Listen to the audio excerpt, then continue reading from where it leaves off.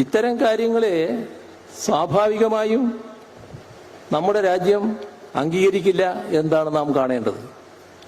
ഇത്തരം കാര്യങ്ങൾ നിലനിൽക്കുമ്പോഴാണ് നമ്മുടെ രാഹുൽ ഗാന്ധിക്ക് വല്ലാത്ത പ്രയാസം.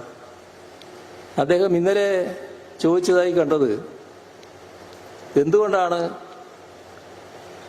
കേരളത്തിന്റെ മുഖ്യമന്ത്രിയെ ചോദ്യം ചെയ്യാത്തത്, എന്താണ് കസ്റ്റഡി എടുക്കാത്തത്, എന്തുകൊണ്ടാണ് കേസ് എടുക്കാത്തത്? രാഹുൽ ഗാന്ധി,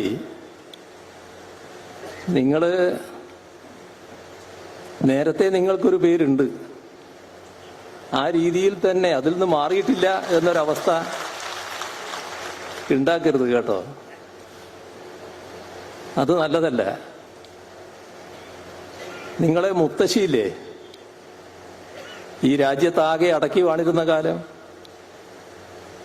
അവരായിരുന്നു ഞങ്ങളെയൊക്കെ പിടിച്ച് ജയിലിലിട്ടത്. എത്ര കാലം? 1.5 വർഷം.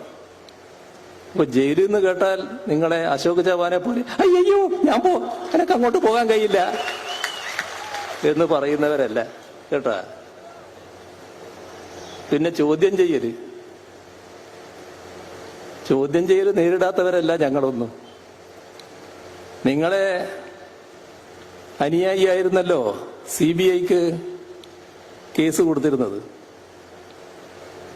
നിങ്ങൾ കെട്ടിച്ചമച്ചൊരു കേസിന്റെ ഭാഗമായിട്ട് വിജിലൻസ് അന്വേഷിച്ച് തള്ളിയ കേസ്, ഒരു കാര്യം ഇതിലില്ല എന്ന് പറഞ്ഞ് തള്ളിയ കേസ്, രാഷ്ട്രീയമായ പകപോക്കലിന്റെ ഭാഗമായിട്ടായിരുന്നു അന്ന് CBIക്ക് കൊടുത്തത്.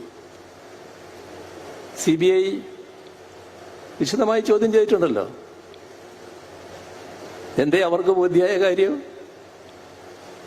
നേരത്തെ വിജിലൻസ് എവിടെയാണോ എത്തിയത് അവിടെ തന്നെയായിരുന്നു അവരും എത്തിയത്.